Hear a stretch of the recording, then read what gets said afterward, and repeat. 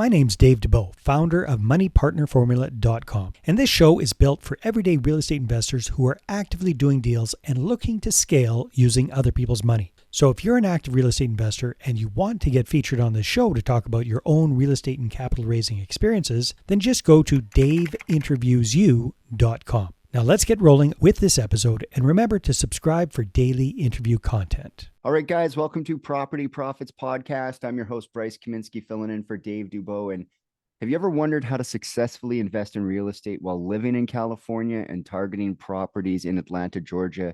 Today, I'm joined by Krisstin and Cole Hadick, a dynamic duo navigating the challenges and triumphs of the short-term rental and midterm rental space. Welcome to the show, Krisstin and Cole.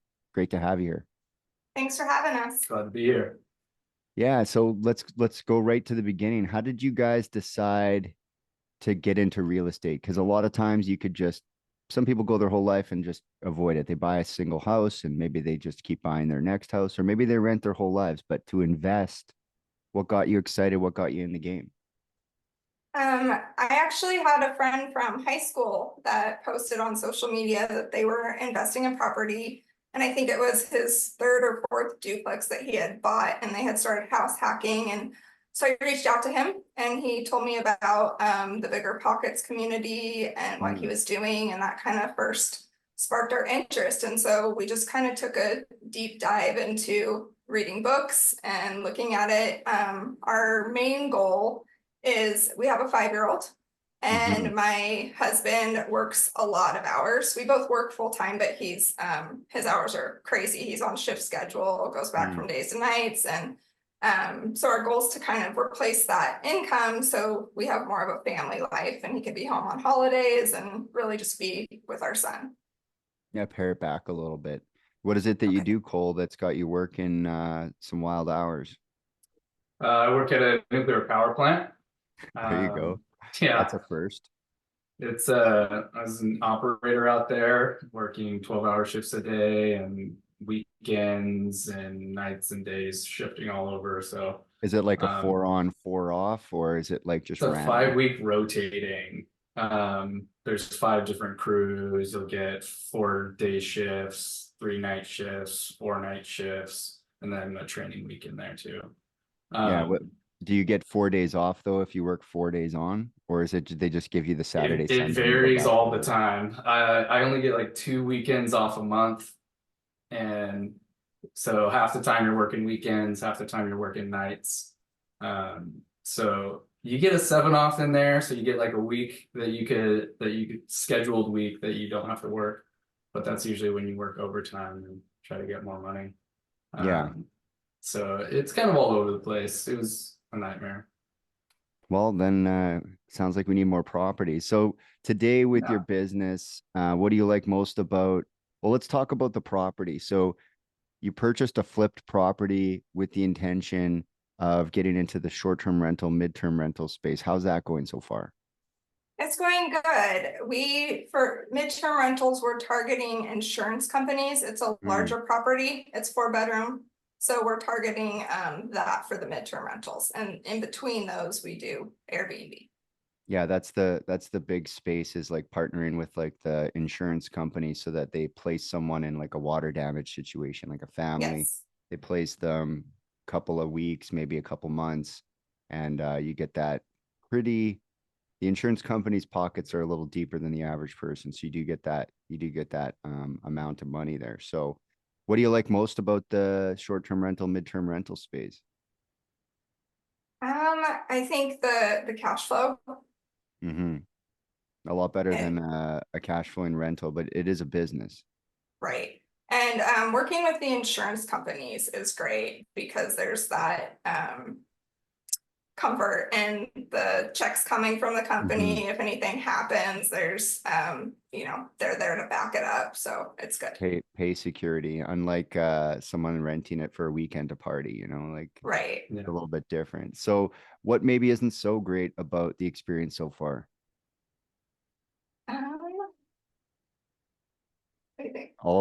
It's all good so far. Maybe you just haven't. No. You'll have your chance. Insurance contracts. Well, I saw this. We've had some hiccups.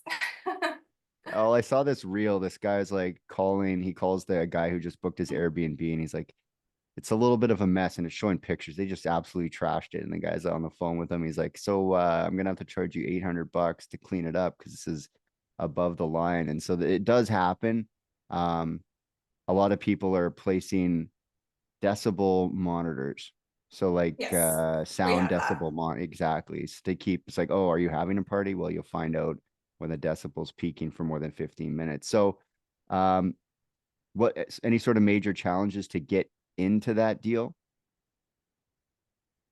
To get into Yeah, to like buy it or find it. How was that process?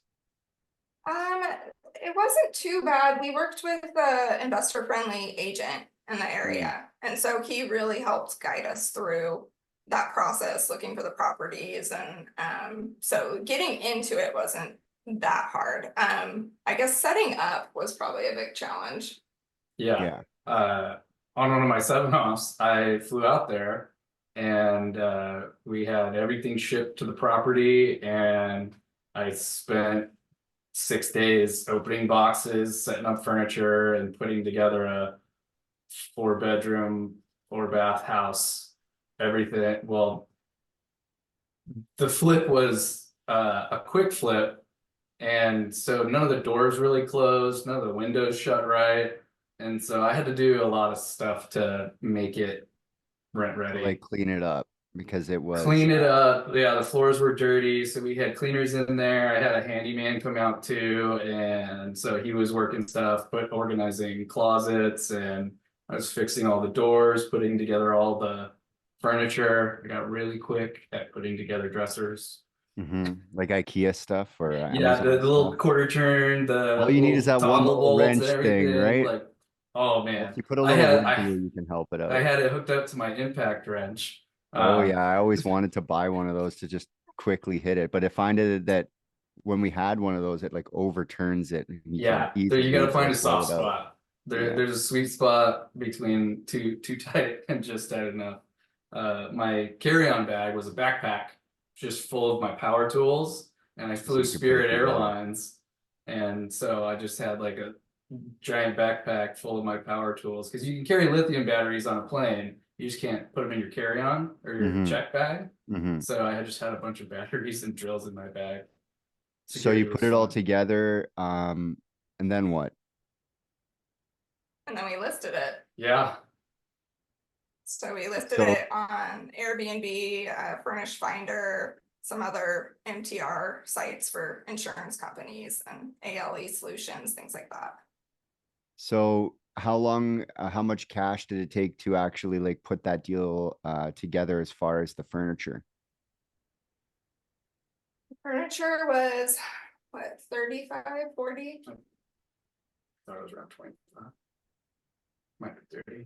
I think it was like 35,000 Yeah, and for a then 4-bedroom and the outside furniture, all that. beds, couches, Yeah. plates, Oh, initially. dishes, Yes, all that initially. stuff. Initially. Because we got a similar phone call to the story that you told, except it wasn't that the house was trashed. It was kind of trashed, but we got burgled and there wasn't any furniture in the house. Who's like your furniture got sold? The guest came in and called and said, there's no furniture in here. So someone stole the furniture that you spent all that time working on. So you had to replace it all. Crushing. Yeah, well, the labor, just like furniture comes and goes, but all the work you did to screw it all together, it must have hurt a little bit too. So then what did you do when I guess they had to find somewhere else to stay? Yeah. So they found another spot, reimbursed, obviously. They found another spot and then called the police department, they did their investigation, and the next door neighbor's Ring camera caught it. It was, I think, 3 guys pulled up in a U-Haul, spent like 4 hours on the property and just disassembled everything. And so then we went through our insurance for the claim. So I think that's the 16,000 he was coming up with for the refurnishing. Yeah, that's a good gambit. You just show up with a U-Haul, no one's gonna say nothing. Like you show up with a black van. They look like they belong there. Yeah, right. That's the thing. Like just start a moving company and just start getting furniture. So with, I guess that's a little bit of a bump in the road. So how did you finance that property? Ourselves. So what did that look like? Had you been saving up for a few years, a few months? About a year. And so Yeah. do you own your primary residence? Did you refinance into that, or was it just savings to get that next deal going? It was just savings. Yeah. Yeah, we rent in California because prices here Yeah. are astronomical. So we rent, and that was part of the reason we decided to invest out of state. Is we can just make our money work for us better. Yeah, in comparison to the price of that house in Atlanta, what would that same house be worth where you guys live? Gosh, probably like 1.5 Yeah. mil. Right. Yeah. It's not going to cash flow at $1.5 million house. No. Doesn't No. super cash flow. So are you planning to, what does this year look like as far as expansion? Or are you just going to ride out this year with that one and see how it goes? We're looking to expand, looking to grow a portfolio. We kind of want to pivot a little bit and look more into the BRRRR strategy, and just kind of so we can recycle our money and keep it working for us. Yeah, because you kind of bought it at the finish line, so you don't really get to refinance that capital. So are you planning to save up again, or are you going to start bringing investors in on the idea? What's your plan as far as financing the next one? A little bit of both. We have our savings already going, but we're always open to, partnering with other people or bringing investors in to help. So have you had that conversation with the friends and family yet? Like, hey, we're doing real estate. Any interest in lending on the next thing? Yeah, kind of. They'll see the Instagram and they'll be like, "Oh, what are you guys doing? Oh, that's interesting." And then we'll kind of set them on a direction, and they'll see like Bigger Pockets or different podcasts similar to yours, and they'll get into it, and then that opens the conversation where it's like, "Oh, how much you got? We could probably find something in partner." So, Are you nervous about using other people's money? No. yeah, like no. No. I mean, we've got a good handle on what we're doing, a good support system with other investors, and also just with our jobs and being able to save, like we're reliable. Like we know we can always pay somebody back. That's not really a concern. So as far as getting more attention on what you're doing, what are some ways that you're leveraging your existing network of friends, families, followers? You said you'd mentioned the Instagram photos of the property. Yeah, we're kind of focusing more on educating with social media, because us getting into this, a big part of it was learning. And when we do approach friends or family who aren't investors or don't know anything about it, it's really that education component that kind of helps bridge that gap and being able to have those conversations. So is the next property going to be a Atlanta thing, or now that you're at arm's length with the properties, I guess you could pretty much buy anything anywhere if you've been able to pull it off at such a distance. Yeah. Yeah, we're still debating a little bit. We're deciding on that. We do like the Atlanta area a lot, and the future job growth and companies moving there. It's very appealing. But we're not opposed to other areas too. We're kind of looking around right now, figuring out where we want to go. Well, I was really blown away by the population of the Atlanta metro, because I was like, oh, Atlanta, right? And then we were going through Miami, and I was like, wow, this interstate is huge. It's like 8 lanes each side going, and it's just crazy. And I'm like, why is it so big? And I Google it, and it's like 12 million or 13 million people in Miami. And I'm like, okay, so yeah, I get that. And then the curiosity, okay, Atlanta, because everyone's investing in there, but the property price is still really affordable, competitive, cash flowing. There's lots of property and opportunities. And I think it was just shy of 10 million in the greater Atlanta metro. And I was like, that's tons of deals, you know, tons Yeah. of opportunity. Are you able to consistently keep that thing booked up then between the Airbnb and the insurance stuff? If you had another one, you feel confident you'd be able to keep that thing booked as well? Yeah, so far we've even done pretty well during this low season. These past couple months is a little slower. We've noticed we get a lot more last minute bookings with Mhm. Airbnb, not much planning ahead, but Yeah. they keep coming through, so. Yeah. They're like, my brother usually books in advance, and that's what I usually do when we're Airbnb. But it is that, like, I guess we'll stay an extra night. I don't want to be in the hotel.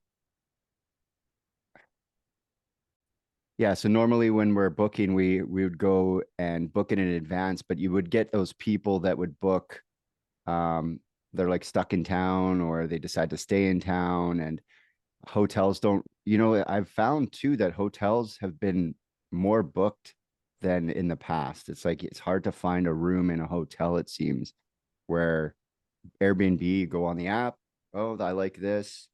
So tell me about the process of really getting those bookings, because there's a part of it, people think that it's just, you know, buy some furniture, put an Airbnb together, now you're making money. But there's a photographer probably, or you guys went and did the staging of it, and it's not just beds and couches and some blankets. Like, it has to look like a little bit of a resort. So tell me about the process that you guys go through to really make that thing book. Sure. Well, because we're also doing the STR and MTR, there's some differences. So I know with a lot of STRs, people don't have to think about dressers, but if we do have a family in there for a longer period of time, so that was one thing we had to do.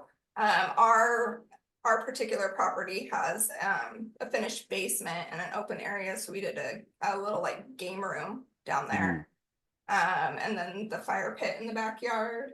And Patio furniture. yeah, just kind of. I think being unique is a big thing, and it being 4 bedroom, 4 bath, it sleeps at least 10 people. Yeah. That's like kind of a standout because everyone wants the 3 2s, right? And if it's a little bigger, you get the bigger families, and I think that's part of those last minute bookings as well. And you can also charge a little bit more too when you have that captive audience, because it's more than, like you were saying, the 2 and the 3 bedroom units. It's like a 4 bedroom thing that. Yeah.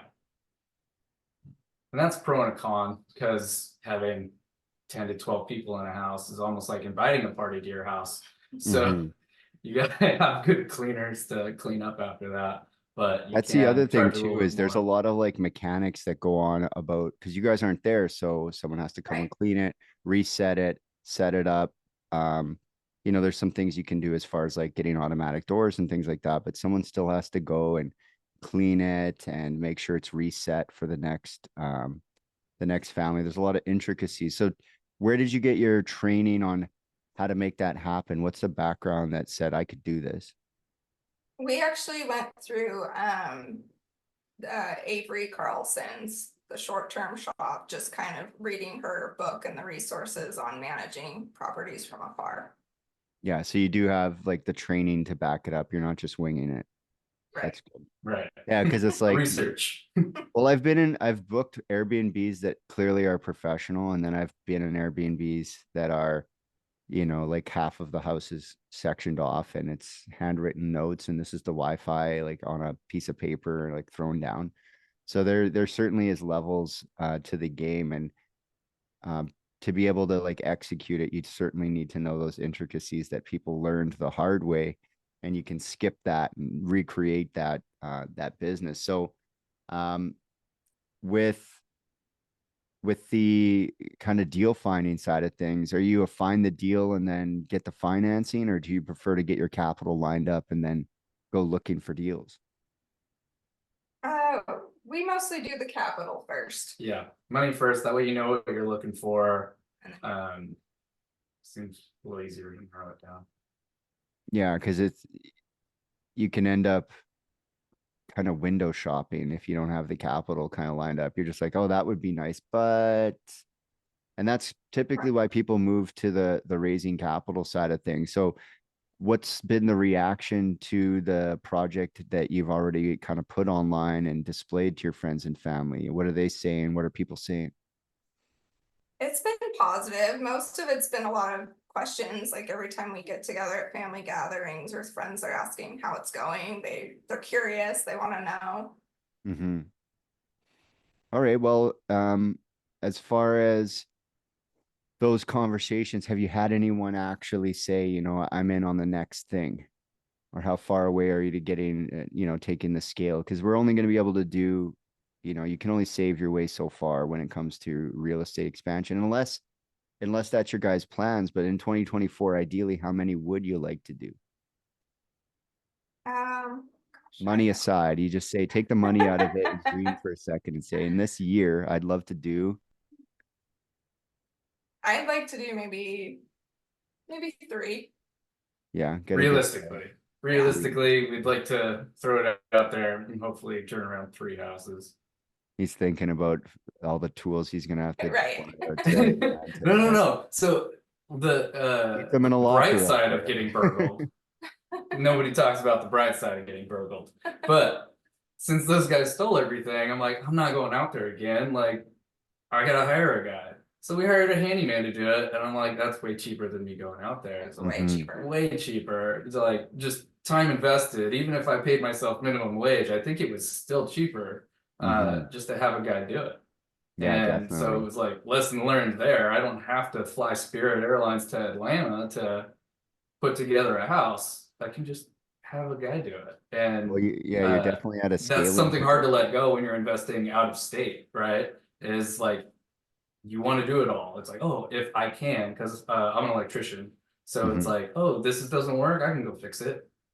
Or I could pay a guy to do it, right? And so disconnecting from fixing everything yourself is one of the tough. Yeah, I think you guys have a for me to unique do. advantage in that case because most people are tied into it. They're tied into like being at the property because they're in the city. And so they go there all the time. And even when it's booked, they're like driving past it to see what's about in the middle of it. They're like, is there anything going on at my house? They're changing the route after they go out for dinner. They're like, oh, let's just drive by that. Just drive So by, you've got see it. what's You've still got there. the leg up on most people who start the business because you're already forced to do it a particular way, which is super scalable and ultimately will get you that time and financial freedom once you start scaling up, getting some more investors. And I think you guys could do 10 in a year. I think you're shooting a little low, but that's just my opinion. After talking to the guy who did 200 flips in Dallas last year, I think you guys could probably do 6. Let's double it up. Let's shoot for 6. Perfect. New goal is 6. Yeah, let's go for 6. That's only one every 60 days, and maybe you can buy 2 in 1 month and take some time off. But most importantly, let's get people connected with you. So if people want to connect with you guys, they want to find out more, find out how they can invest with you, what should they do? How do they find you? We're mostly active on Instagram, and we're under Cashflow Duo. Mm-hmm. Perfect. Yeah. So it's on the screen here too, Cashflow Duo. And I really appreciate you guys stopping by, and STR and MTR is really blowing up, and I wish you guys the best of luck. Thank you. Thanks. No problem. Until next time, guys, we'll catch you on the next episode. Hey there, I really hope you enjoyed that episode. And as always, if you want to listen to more daily interview content, make sure you subscribe. And if you're an active real estate investor and you're doing deals and you'd like to get featured on this show, then just head over to daveinterviewyou.com. Now at moneypartnerformula.com, we help real estate investors to create a process for predictably getting capital so they can do more deals without relying on hard money lenders or the banks. We do this by building them a private capital marketing system. Now, if you want help turning yourself into a big money capital attraction machine, then book a call with our team to see how we can help. Just visit moneypartnerformula.com to find out more. All right, take care, and we'll see you on the next interview.